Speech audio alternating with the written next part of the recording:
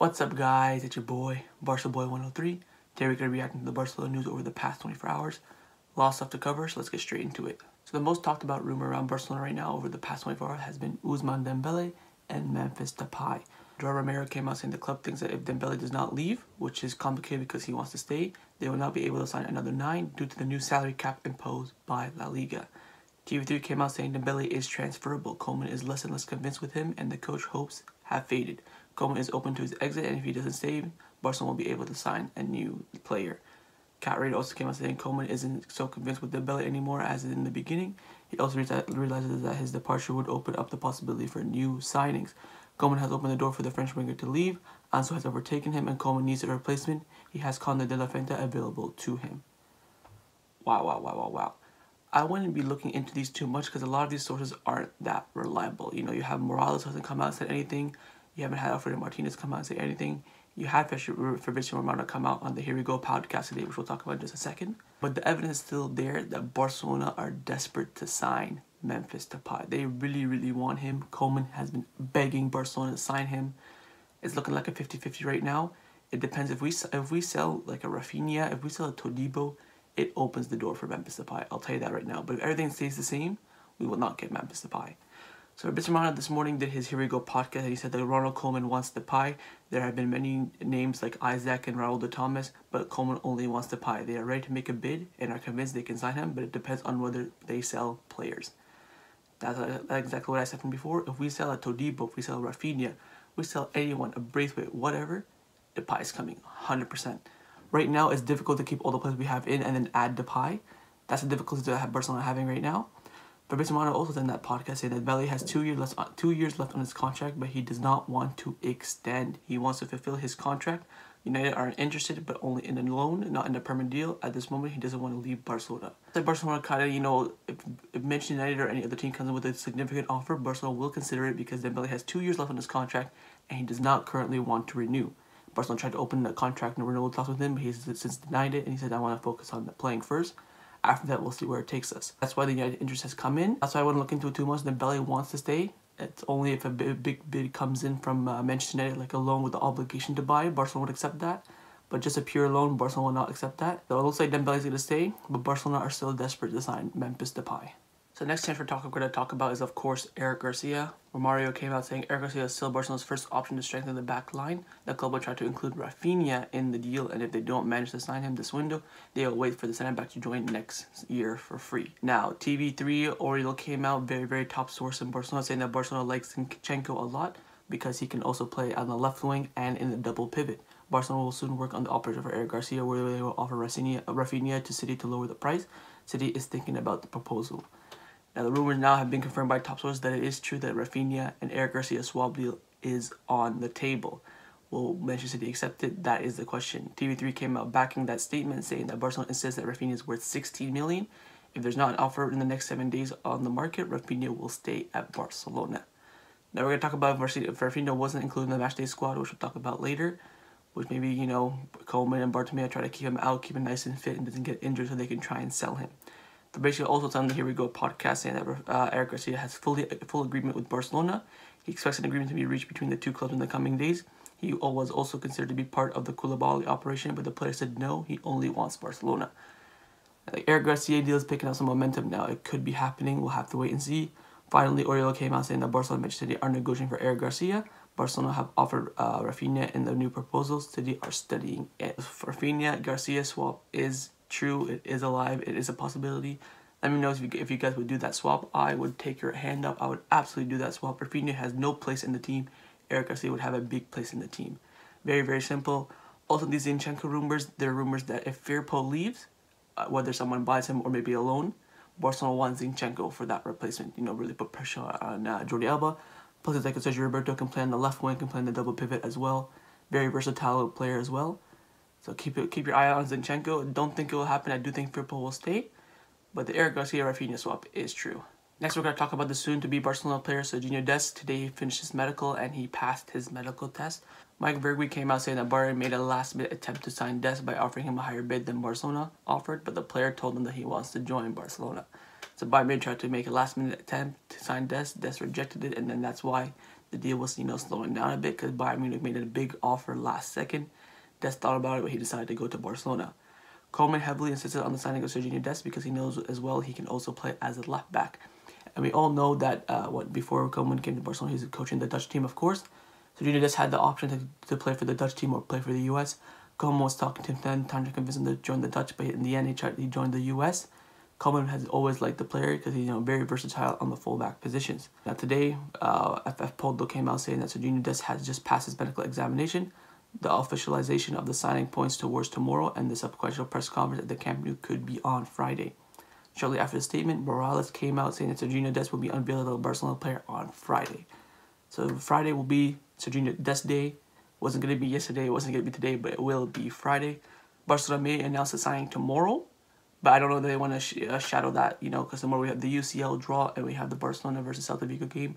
Maybe they'll just announce it on Friday morning and then, do a player press conference straight away. Maybe they'll announce them today, I don't know, but I don't see them announcing it tomorrow just because there's a lot already on the table for Barcelona.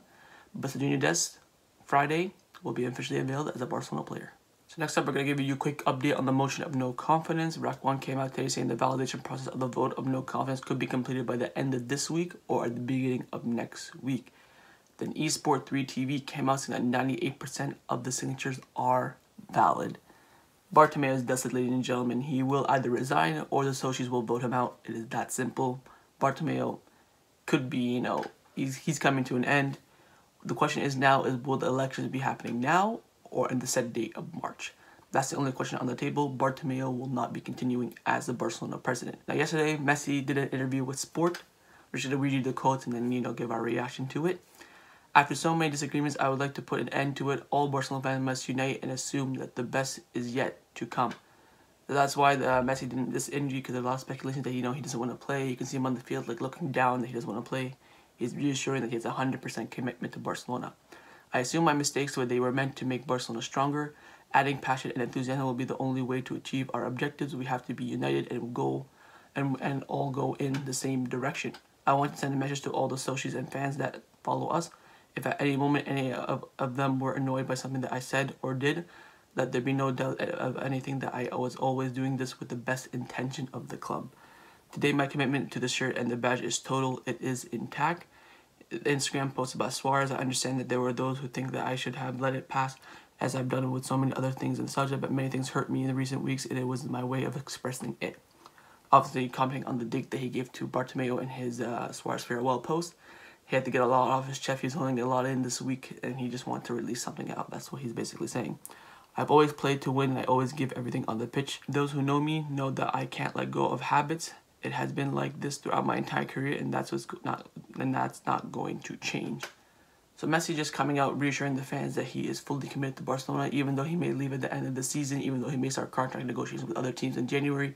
He's 100% committed to the club, and he wants everyone to know together so they can fully commit to the objective that they have this season, which of course is the Champions League.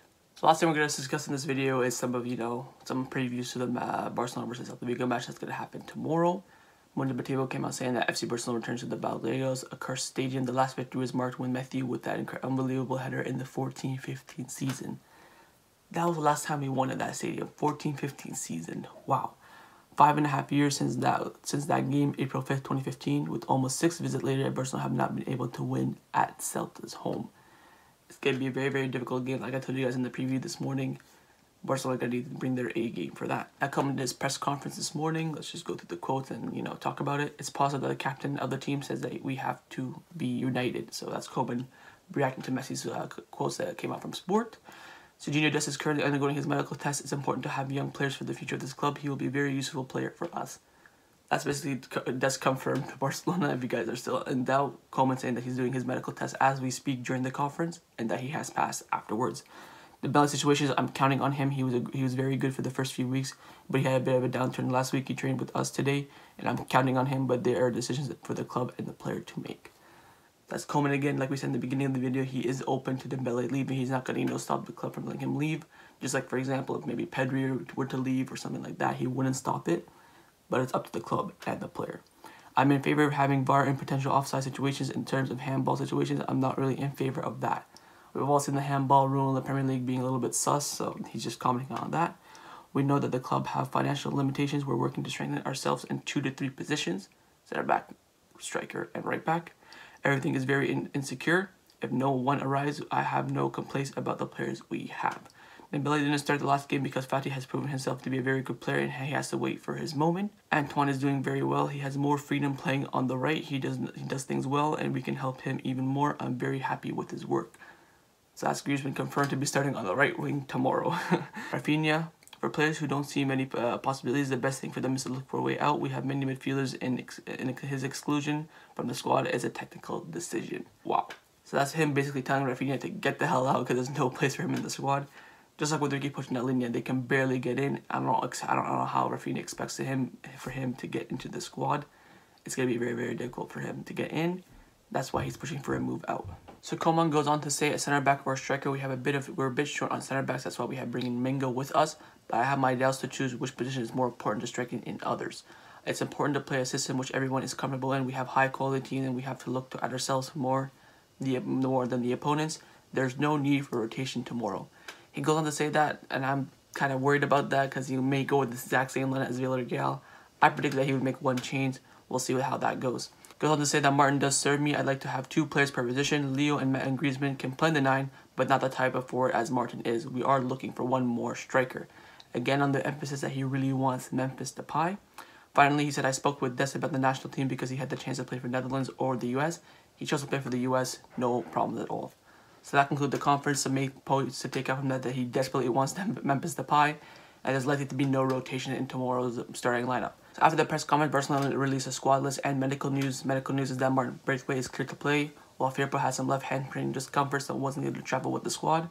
In terms of the squad list, only 2 changes are that Rafinha and Firpo come out and Braithwaite and Conrad come in. Maybe Conrad will be using that left back position that we all talked about in the comments below, but we'll see. So that was my reaction to the Barcelona news over the past 24 hours. Hope you guys enjoyed it. If you did, make sure you like, comment, hit that subscribe button. And I'll see you guys tomorrow for the live UCL draw for the group stages.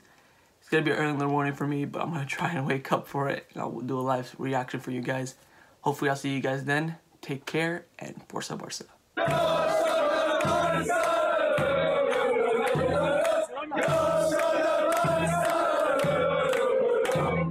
Go,